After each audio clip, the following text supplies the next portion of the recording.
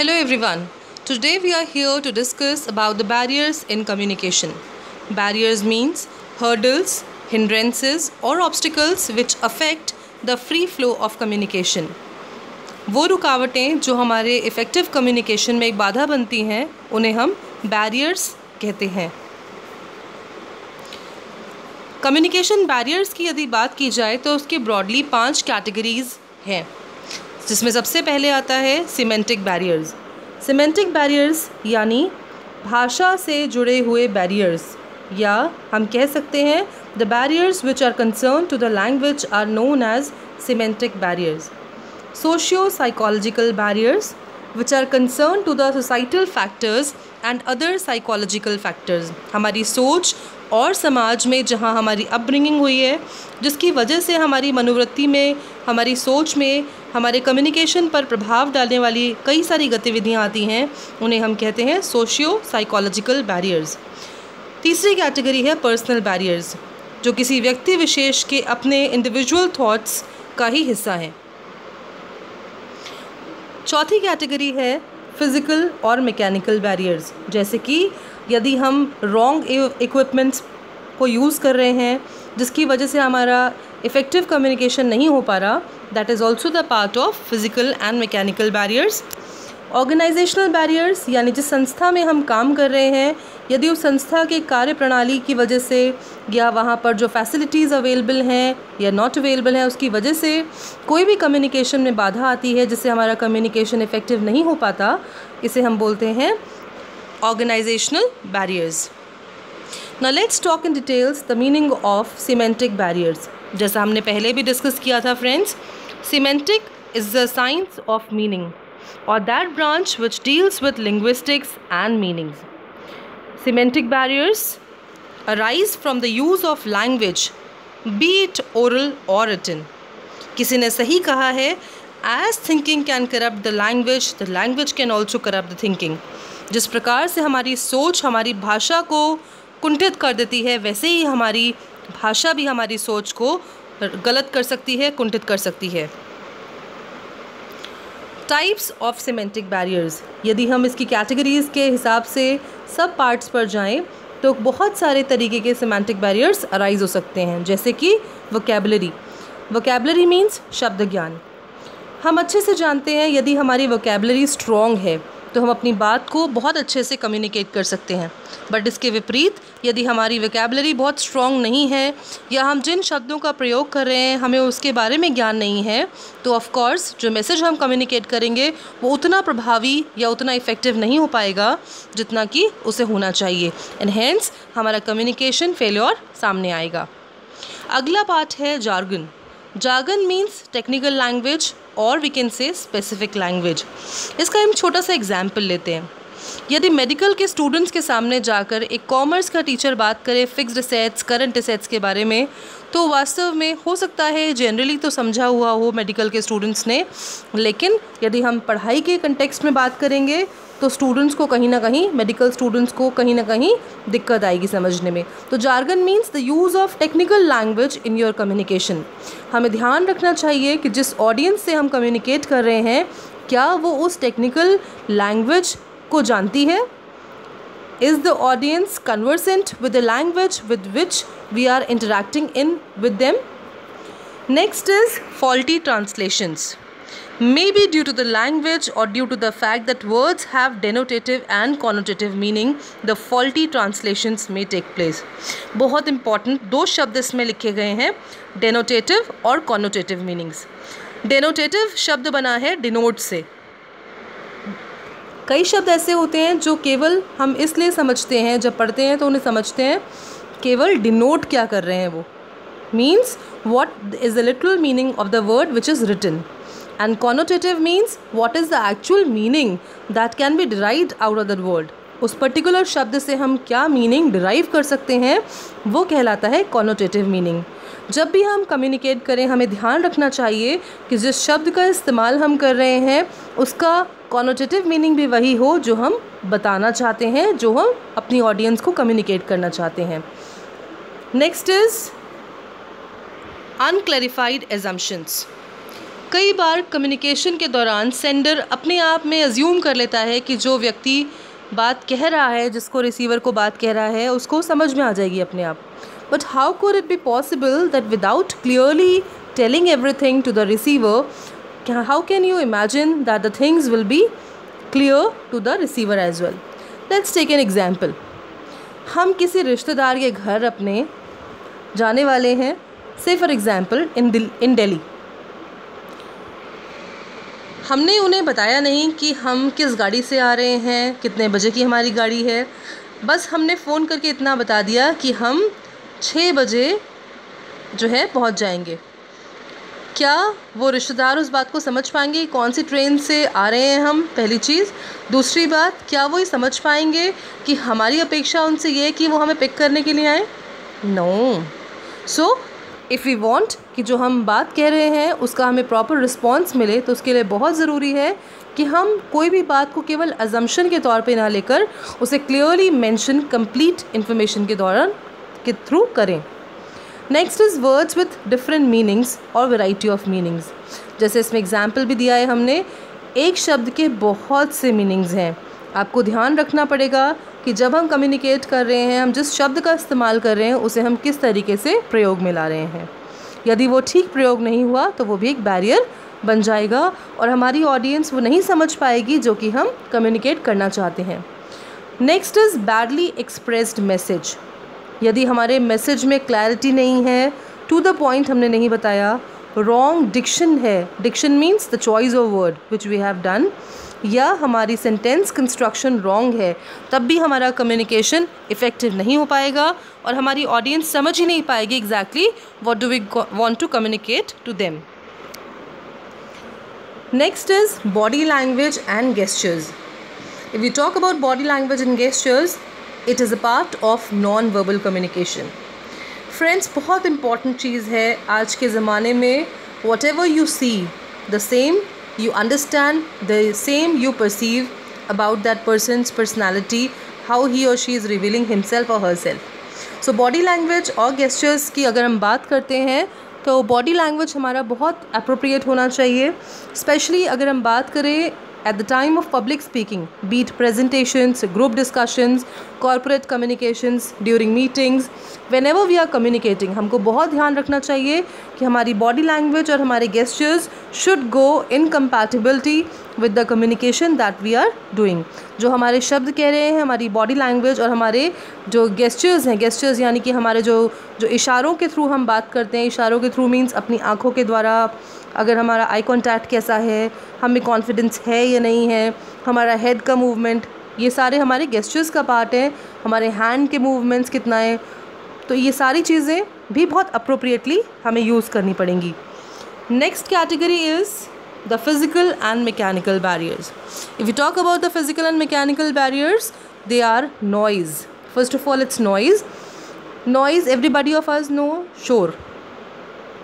आज तक हमने केवल वही शोर की बात की जो केवल नॉइज़ हमारे कानों में हमें डिस्टर्ब करती है, हमारे काम से हमें डिस्ट्रैक्ट करती है या इनकन्वीनियंस क्रिएट करती है. लेकिन आज हम नॉइज़ की टाइप्स की अगर बात करेंगे तो there are different kinds of noises also. Like environmental noise. बहुत सर्दी है, आज काम करने की इच्छा नहीं. बहुत गर्मी है, मौसम अच्छा नहीं है, काम करने की इच्छा नहीं है. These are all the types of environmental noise. Second is physical noise. That is loudspeakers. बहुत शोर हो रहा है आसपास. एग्ज़ाम्स है हमारे, हम चाहते हैं बातचीत करना या ज़ोर ज़ोर से अपना मिरर में देख के पढ़ना चाहते हैं, but still we are not able to concentrate because of the physical noise of loudspeakers and gossips which are taking place around us. Next is psychological noises. कई बार ऐसा होता है कि कोई अगर कम्युनिकेशन मॉर्निंग में हुआ, उसका इफ़ेक्ट हम पर बहुत समय तक रहता है और हमारी साइकोलॉजी के अंदर, हमारी मानसिकता के अंदर, हमारी सोच के अंदर वो चीज़ बहुत घर कर लेती है. जैसे कि ईगो क्लैश हो जाना, या हम किसी व्यक्ति के बारे में पहले से कुछ थॉट्स क्रिएट कर लेते हैं. फैटीग, बहुत थकावट हो रही है, बहुत चिंता, हमारे व्यवहार में बहुत एंग्जाइटी है. ये सारी चीज़ें साइकोलॉजिकल नॉइज़ेस का पार्ट हैं. Competing noises. ऑफ कोर्स आज का ज़माना मल्टीटास्किंग का ज़माना है. जब हर व्यक्ति से बहुत सारी अपेक्षाएं की जा रही हैं तो ऑफ कोर्स उसमें बैलेंस बनाना, रिसोर्सेज और टाइम को मैनेज करना, that is also a big challenge in the mind of a human being, and that is called competing noise. Physical and mechanical barriers की ही कैटेगरी की अगर हम बात करते हैं तो दूसरा पार्ट आता है डिस्टेंस। यदि सेंडर और रिसीवर के बीच में बहुत सारा डिफरेंस है, ज्योग्राफिकल डिफरेंस ज़्यादा है, बहुत दूरी पे हम बात कर रहे हैं, तभी कम्युनिकेशन उतना इफ़ेक्टिव नहीं हो सकता जितना कि कम डिस्टेंस पर कम्युनिकेट करने से हम कोई भी चीज़ को इफ़ेक्टिवली कम्युनिकेट कर सकते हैं। Next is time. Very very important saying by somebody, very relevantly given. Information late is information obsolete. आज जब हम सूचना के समाज में, सूचना के ज़माने में जी रहे हैं, जहाँ हर चीज़ इन्फॉर्मेशन के हिसाब से हो रही है, यदि वो इन्फॉर्मेशन आपको ठीक समय पर न मिले तो ऑफ़ कोर्स वो इन्फॉर्मेशन किसी काम की नहीं है। तो सही समय पर इन्फॉर्मेशन मिलना बहुत ज़रूरी है। यदि सही समय पर नहीं मिल रही है तब भी कम्युनिकेशन हमारा इफ़ेक्टिव नहीं हो सकता। This is a big challenge. Next is information overload. जैसे कि हमने पहली कैटेगरी जब हमने बात की थी कॉम्पीटिंग नॉइज़ेस की, तभी हमने कहा था कि आजकल ज़माना है मल्टीटास्किंग का। लेकिन उस कंडीशन में होता क्या है कि बहुत सारी इन्फॉर्मेशन किसी एम्प्लॉई पर या किसी स्टूडेंट पर या किसी भी व्यक्ति पर बहुत सारी इन्फॉर्मेशन जब हम ओवरलोड कर देते हैं, देन व्हाट हैपन्स, इफ़ेक्टिव नहीं हो पाती कम्युनिकेशन, या जो अपेक्षाएं हमें उस पर्टिकुलर कैंडिडेट से या उस पर्टिकुलर ह्यूमन से, स्टूडेंट से, एम्प्लॉई से, whosoever whom we are talking to, वो एक्सपेक्टेशंस उतनी अच्छे से नहीं कैटर हो पाती जितने कि अगर हम सिंप्लीफाई कर दें अपनी इन्फॉर्मेशन को या लिमिटेड इन्फॉर्मेशन दें, तब इफ़ेक्टिव हमारा कम्युनिकेशन पॉसिबल है। Next is very very common, that is a faulty equipments. यदि आप से फॉर एग्जांपल, जैसे हमने इसमें एग्जांपल लिखा भी हुआ है, आपने जो फैक्स मशीन में अगर आपकी इंक प्रॉपर क्वांटिटी में नहीं है, या आपका जो फ़ोन है, टेलीफोन है या मोबाइल फ़ोन है वो ठीक नहीं है, इक्विपमेंट्स प्रॉपर नहीं काम कर रहे हैं, कंप्यूटर जिस पे आप काम कर रहे हैं if it is not working properly, then also you can not expect कि कम्युनिकेशन आपका प्रॉपर होगा। Next category is the organizational barriers, which arise due to the structure of organization, its culture and its peculiar style of working. हर एक संस्था का अपना अपना काम करने का तौर तरीका है। यदि वो तौर तरीका कंड्यूसिव है, एक अच्छा फ्रेंडली एनवायरनमेंट क्रिएट करा जाता है किसी संस्था में काम करने के लिए, तो कम्युनिकेशन ऑफ कोर्स इफ़ेक्टिव होगा। अल्टीमेटली हर एक संस्था का एक ही उद्देश्य है, और वो उद्देश्य ये है कि हमें मैक्सिमम प्रोडक्टिविटी क्रिएट करनी है, अपने एम्प्लॉयज़ के बीच में है, और अपनी संस्था को ग्रोथ के ग्राफ पर ऊपर बढ़ाना है। तो ऑफ कोर्स जब ऑर्गेनाइजेशन में हमारी जो स्टाइल है, जो स्ट्रक्चर है, जो कल्चर है, यदि वो कंड्यूसिव है, then definitely the communication will also be effective, otherwise there will be a barrier. जैसे हम कुछ टाइप्स की अगर बात करें ऑर्गेनाइजेशनल बैरियर्स में, तो the first one is status relationship. Status relationship occurs due to the various levels in the organisation. Basically, status refers to the regard and attitude displayed and held towards a position by the members of the organization. Next is rules and regulations. यदि हमारी संस्था में rules बहुत stringent हैं और काम हम नहीं कर पा रहे हैं प्रॉपरली, तब भी कम्युनिकेशन इफ़ेक्टिव नहीं हो पाएगा. जैसे एक छोटा सा एग्जांपल हम ले सकते हैं गवर्नमेंट ऑर्गेनाइजेशंस का.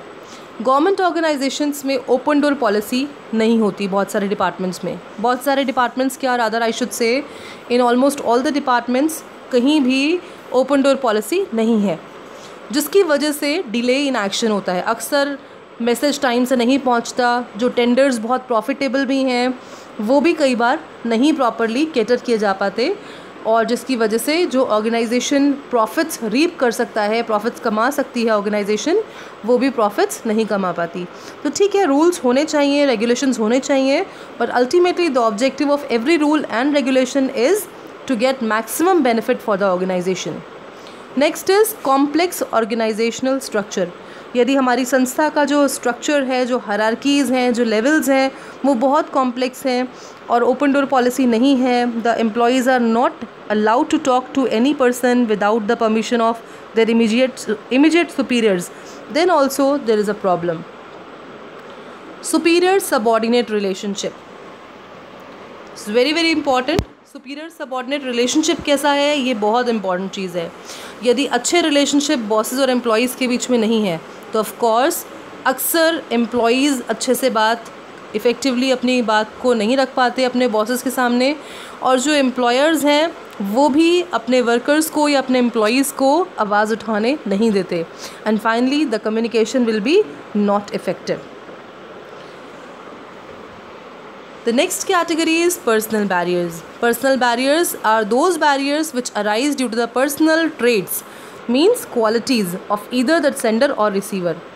यानी सेंडर या रिसीवर के अपने इंडिविजुअल क्वालिटीज़ की वजह से, इंडिविजुअल कैरेक्टरिस्टिक्स की वजह से जो बैरियर्स उत्पन्न होते हैं, जो रुकावटें उत्पन्न होती हैं इफ़ेक्टिव कम्युनिकेशन में, उन्हें हम कहते हैं पर्सनल बैरियर्स. जैसे कि अपने सबऑर्डिनेट्स में विश्वास न होना. आपको लगता है सारा काम आप खुद कर लो because you don't trust your employees, you do not trust your subordinates, तब भी आपका कम्युनिकेशन कभी भी इफ़ेक्टिव नहीं होगा. यदि आपका बॉस या आपका कुछ जूनियर कुछ कह रहा है, उसे आप इग्नोर करने की आपकी खुद की एक कैरेक्टरिस्टिक है, then also it is a personal barrier. Premature evaluation बहुत बहुत इम्पॉर्टेंट और बहुत commonly seen and observe thing है ये. अक्सर देखा गया है कि यदि कोई व्यक्ति कुछ बात कह रहा है, उसकी बात पूरी होने से पहले ही सामने वाला व्यक्ति यानी रिसीवर कुछ अवधारणाएं बना लेता है, कुछ एजम्पशंस बना लेता है और उसकी बात को अपने हिसाब से समझने लगता है, अपने हिसाब से जजमेंट करने लगता है और बात पूरी हुए बिना अपनी बात को रखना शुरू कर देता है receiver. That is called pre mature evaluation. Next is emotional conflicts. से बीइंग ओवर इमोशनल आपकी खुद की एक ट्रेट है, आपकी खुद की कैरेक्टरिस्टिक है एक, कि आप इमोशनल ज़्यादा हैं. Being emotional is being human, it's not bad. But यदि हम बात करते हैं किसी संस्था के कंटेक्स्ट में, तो definitely we need to be emotionally balanced, otherwise you may face emotional conflicts. Next is poor listening. कई व्यक्तियों में देखा गया है कि अपनी बात को तो बहुत अच्छे से कहना, पर दूसरे का जब नंबर आए तो उसको प्रॉपरली नहीं सुनना. So poor listening is also one of the personal barriers in effective communication.